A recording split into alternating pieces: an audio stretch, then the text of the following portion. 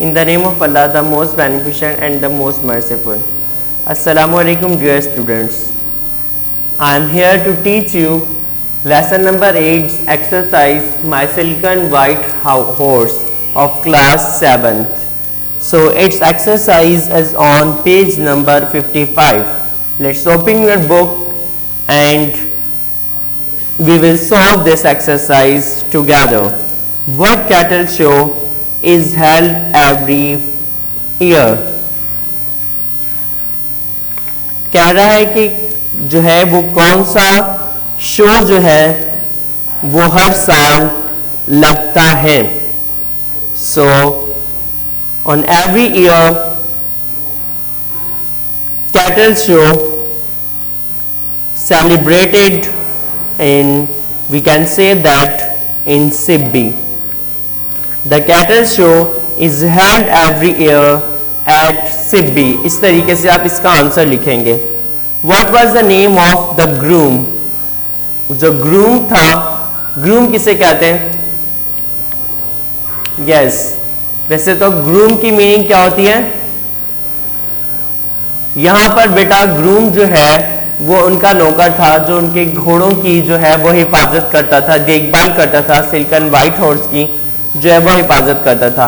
उसका नाम था, क्या नाम था? Very good, Gulsher.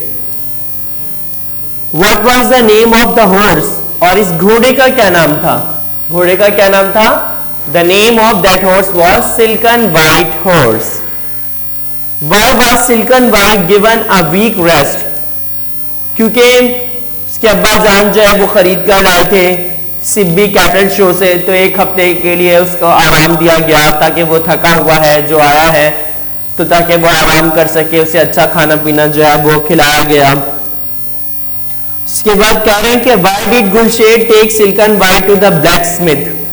वो उसे कुम्हार के पास क्यों लेकर गया था गुलशेर? Gulsher took silken white to blacksmith, किस वजह से? Very good. वो क्या करने के लिए लेकर गया था बेटा? आयरन के जो शूज थे, उसके जो हूफ्स थे, खुर थे, उनमें लगवाने के लिए. Good. What happened in the marriage? शादी में क्या हुआ था?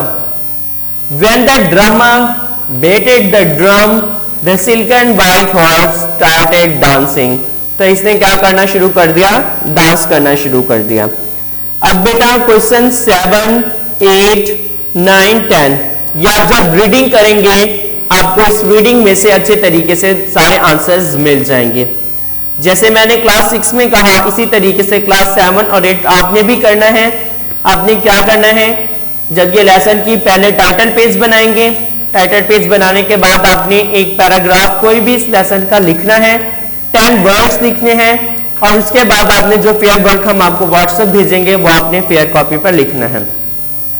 और आपने इस लेसन की कोई भी एक पैराग्राफ की ऑडियो रिकॉर्ड करके हमें स्कूल के व्हाट्सएप नंबर पर भेजना है जिस पर आपके मार्क्स होंगे. Now complete the following statement. My father is fond of horses. सही है. इस तरीके से आपने ये ब्लैंक्स जो है स्टेटमेंट जो है वो कंप्लीट करनी है, हाफ दी है. Now page number 56. Fill in the blank spaces with the suitable words given in the list below. अब बेटा क्या है यहाँ पर ये जो बॉक्स बना हुआ है, इस बॉक्स में वर्ड्स दिए हुए आपके लेसन से रिलेटेड, उन्हीं वर्ड्स को हमने चूज करके ये ब्लैंक्स फिल करनी है. For example, my father was dash of horses. क्या आएगा? Form. Very good. People bringing their animals dash and dash. Wealthy and क्या आएगा? Well cared. Very nice. I dash a dash on him. I cast a glance on him. मैंने घोड़े पर एक नजर डाली. इस तरीके से बेटा आपने ये ब्लैंक्स फिल करनी है. Now we have find out the meaning of the following words in dictionary and use them in your sentences. बेटा आपने क्या करना है? ये जो वर्ड्स दिए हुए बॉक्स में, इनकी मीनिंग अगर आपको आती है वेल एंड गुड, तो उसका आपने सेंटेंस बनाना है उस वर्ड का. अगर नहीं आती तो फर्स्ट आपने कंसल्ट करना है डिक्शनरी से. आपने डिक्शनरी में से लफ्ज के मायने ढूंढने और फिर उसका सेंटेंस बनाना है. पहला लफ्ज है जैसे फॉन्ड. फॉन्ड का मतलब होता है शौकीन. फॉन्ड का मतलब क्या होता है? शौकीन. सो आई एम फॉन्ड ऑफ, क्या आप किस चीज के शौकीन है?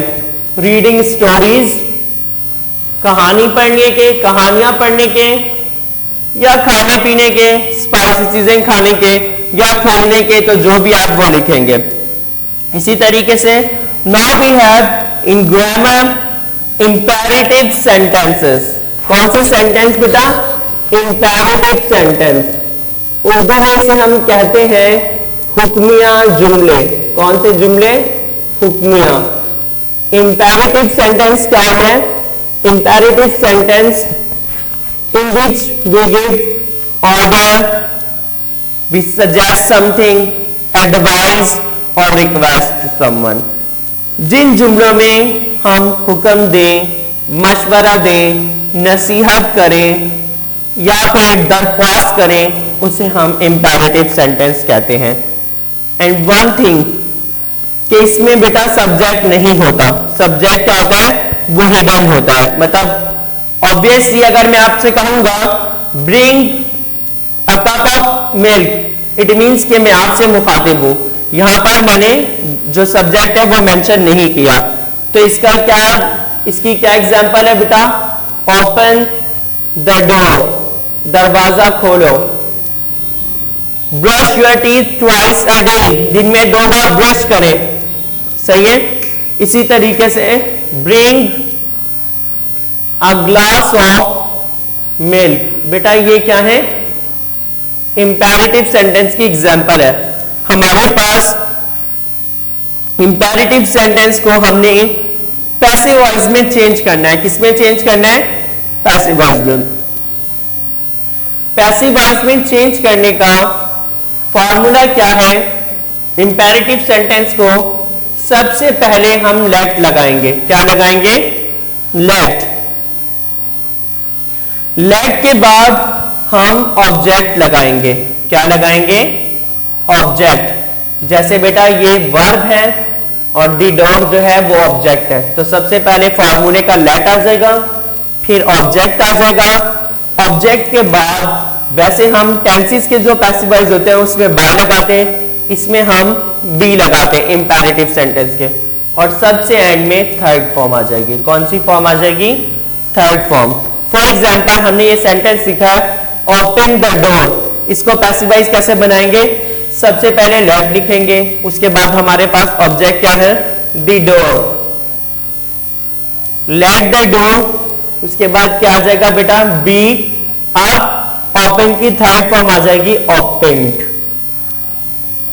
दूसरा हमारे पास सेंटेंस है bring a glass of milk. हमारे पास ग्लास ऑफ मिल्क ऑब्जेक्ट है और ब्रिंग जो है वो सब्जेक्ट नहीं, सॉरी वर्ब है, क्योंकि इसमें सब्जेक्ट नहीं होता।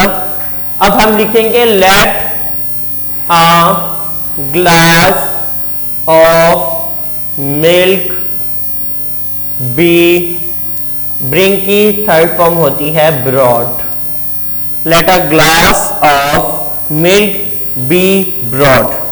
नाउ जो रिमेनिंग सेंटेंस है, यहां पर 15 सेंटेंसेस दिए हैं, इनको आपने अपनी कॉपी पर करना है, पैसिवाइज में चेंज करना है। आप पेंसिल से कर अपनी कॉपी पर लेकर आएंगे जो आप पैसिवाइज में चेंज करेंगे, क्योंकि अगर कोई गलती होगी तो उसे मैं वहां पर आपको करेक्ट करवा दूंगा ताकि आपकी कॉपी जो है वो बोरी ना लगे। सो आई होप कि आपको ये लेसन की एक्सरसाइज समझ आई होगी। Take care, we will meet again with next lecture.